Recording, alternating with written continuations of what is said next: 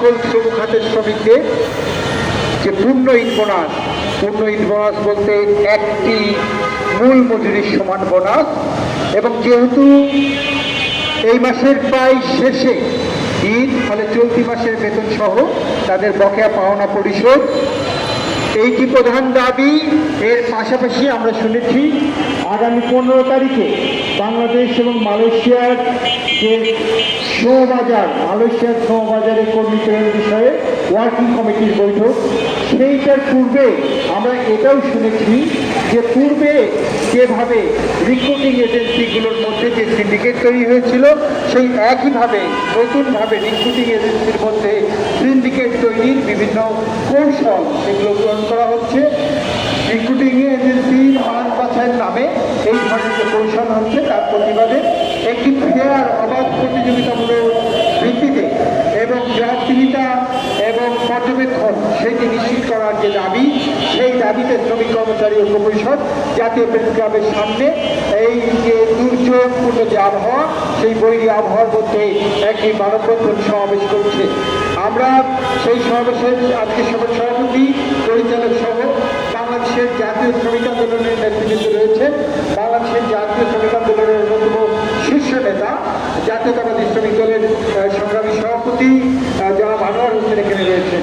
বাংলাদেশের জাতীয় শ্রমিক আন্দোলনের আরেকজন প্রবীণ নেতৃত্ব জনাব আব্দুল কাদের হানাদারের মতো যে নেতৃত্ব, জনাব মাহবুবুল আলমের মতো নেতারা এখানে রয়েছে। সেই অবস্থায় আমরা সংক্ষিপ্তভাবে আমাদের বক্তব্যটি এখানে আপনাদের সামনে তুলে ধরতে চাই। একটি দিক হচ্ছে আমাদের নেতৃবৃন্দ বলেছেন যে বোনাস নিয়ে যে টালবাহানা হয় সেটা মূলত বাংলাদেশে শ্রম, বাংলাদেশের অর্থনীতির ভিত্তি যে শ্রম, সেই শ্রমের যে মালিক শ্রমিক তার মর্যাদায় এই রাষ্ট্র পরিচালিত হবে, নাকি শ্রমের যে মূল্য লুটপাট করে কিছু মানুষের হাতে যে সঞ্চিত হয়েছে, পুঁজি রূপে যে সঞ্চিত হয়েছে, এবং এই দরিদ্র মানুষেরই সঞ্চয় যেখানে সঞ্চিত রাখা হয়, সেই ব্যাংককে ঋণের নামে লুট করে যাদের হাতে পুঁজির সঞ্চয়ন হয়েছে তাদের মর্যাদাকে বিবেচনা করে রাষ্ট্র পরিচালিত হবে, সেই প্রশ্নটি একভাবে এসে যায়।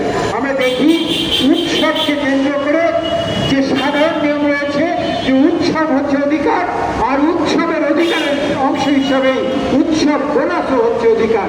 কিন্তু আমরা দেখেছি আমাদের দেশের যে বিদ্যমান শ্রম আইন, যে শ্রম আইন আমরা ওই ব্রিটিশ ঔপনিবেশিকদের বিরুদ্ধে লড়াই এবং পাকিস্তানি যে শাসন, সেই শাসনের বিরুদ্ধেও যে আমাদের যে লড়াই, সেই লড়াইয়ের মধ্যে দিয়ে আমরা অর্জন করেছিলাম। কিন্তু আমরা দেখেছি সেই সময়েও যে অধিকারগুলো আমাদের স্বীকৃতি ছিল, আজকে আমরা সেই অধিকারগুলোর অনেকগুলো হারিয়ে ফেলেছি। অনেক কথার মারপ্যাচের মধ্যে দিয়ে আমাদের সেই অধিকারগুলো সংকুচিত করা হয়েছে। এর বিরুদ্ধেই বাংলাদেশের শ্রমজীবী মানুষরা একটি বৈষম্যমুক্ত বাংলাদেশের আকাঙ্ক্ষায় এই 2024-এর গণঅভ্যুত্থানে জীবন দিয়েছে। ফলে এই জীবন দিয়ে যে অভ্যুত্থানটি সংগঠিত হয়েছে, তারপরে তার যে ফলাফল, সেই ফলাফলকে হারিয়ে যেতে আমরা দিতে পারি না। আবারও একইভাবে শ্রমের মর্যাদাকে ভুলুণ্ঠিত করে পুঁজির যে একাধিপত্য, সেটাকে দাখিল করতে, সেটার দখল কায়েম করতে আমরা দিতে পারি না। আমরা বর্তমান যে সরকার রয়েছেন, যারা এই 24-এর অভ্যুত্থানে শ্রমজীবী মানুষের রক্তের উপর দিয়ে ক্ষমতাসীন হয়েছে, তাদের কাছে আমরা আহ্বান জানাচ্ছি, শ্রমিক কর্মচারী ঐক্য পরিষদ 2021 সালে 9 দফা দাবি ঘোষণা করেছিল, এবং সেই 9 দফার দাবিতে সারা দেশে সমাবেশ, বিক্ষোভ মিছিল সহ ধর্মঘটের মতো যে কর্মসূচি, সেই স্তরেও আমরা উতরিয়েছি। আমরা বিভিন্ন মাত্রায় সেই কর্মসূচিগুলো আমরা পালন করেছি।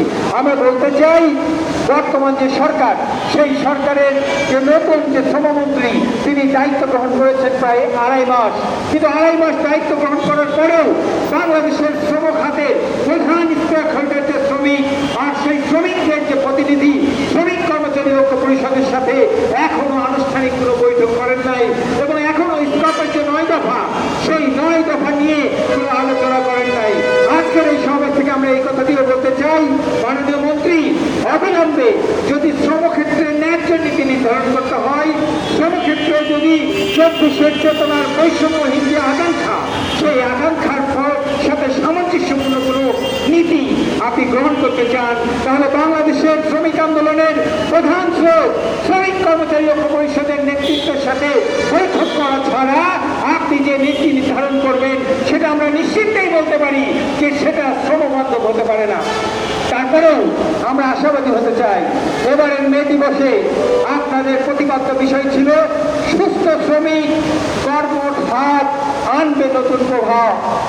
আপনাদের যে প্রত্যাশা, আপনাদের যে স্লোগান, আমরা তার সাথেই সেইটাকে বাস্তবায়নের জন্য যা করণীয় সেই করণীয় কথা বলছি।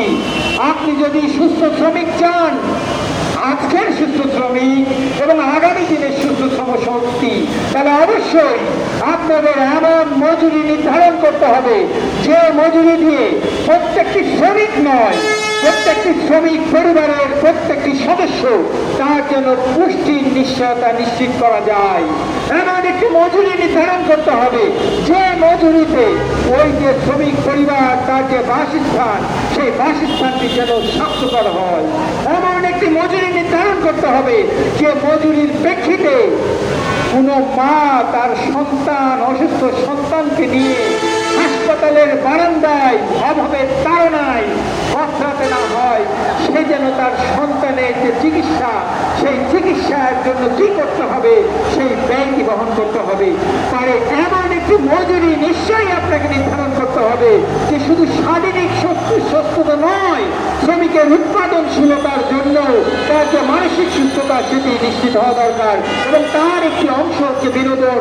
মানে সেই বিনোদন নিশ্চিত করতে হলে তার অংশ হচ্ছে উৎসব, আর উৎসবকে সফল করতে হলে অবশ্যই তার যে ন্যায্য বোনাস, সেই বোনাসটি যেন শ্রমিকের হাতে পৌঁছায়।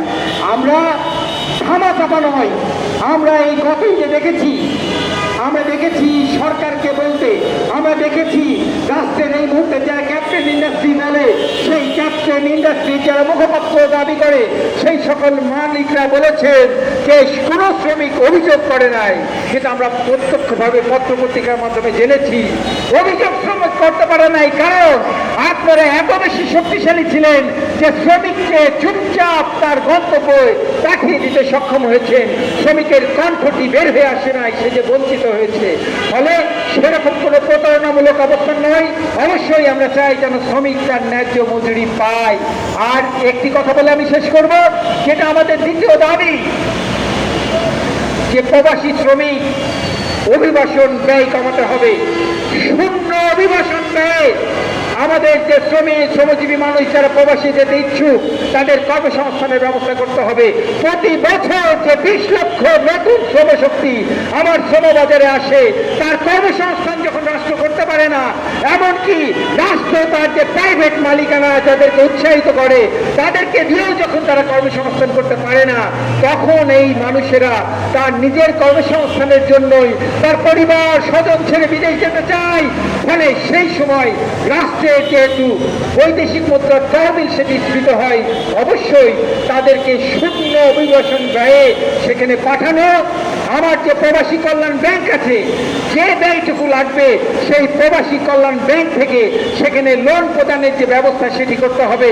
পূর্বে যারা লুটপাট করেছে তাদের দৃষ্টান্তমূলক শাস্তি যেমন নিশ্চিত করতে হবে এবং আগামীতে এই প্রবাসে কর্মী বিনিয়োগ পাঠানোর ক্ষেত্রে কোনো ধরনের রিক্রুটিং এজেন্সির সিন্ডিকেট সেটি এদেশে হোক আর ওই রিসিভিং কান্ট্রির হোক, এই সকল সিন্ডিকেট ভেঙে দিতে হবে এবং তার বিরুদ্ধে যদি কোনো প্রচেষ্টা থাকে তার বিরুদ্ধে রাষ্ট্রকে ব্যবস্থা নিতে হবে। আমরা বাংলাদেশের সরকারের মাননীয় প্রধানকে সেই দৃষ্টি আকর্ষণ করছি এবং অবশ্যই আন্তর্জাতিক যে শ্রম সংস্থা আছে আইএলও এবং আন্তর্জাতিক অভিবাসী শ্রমিকদের যে বিষয়টি রয়েছে IOM, তাদেরকেও দৃষ্টি আকর্ষণ করছি অবশ্যই যে ভিসা ট্রেনিং সেই প্রক্রিয়াটির বিরুদ্ধে যেন আন্তর্জাতিক অঙ্গনেও প্রতিবাদের ভাষা ওঠে, তারা সেই জায়গায় দায়িত্ব নেবেন। এই প্রত্যাশা ব্যক্ত করে ভবিষ্যতে আমরা আরো শক্তিশালী প্রতিরোধ আন্দোলন গড়ে তুলব যদি আমাদের দাবির প্রতি সম্মান দেখানো না হয়। এই প্রত্যয় ব্যক্ত করে আমার বক্তব্য শেষ করছি। দুনিয়ার মজদুর এক হও, মেহনতি মানুষের জয় অনিবার্য।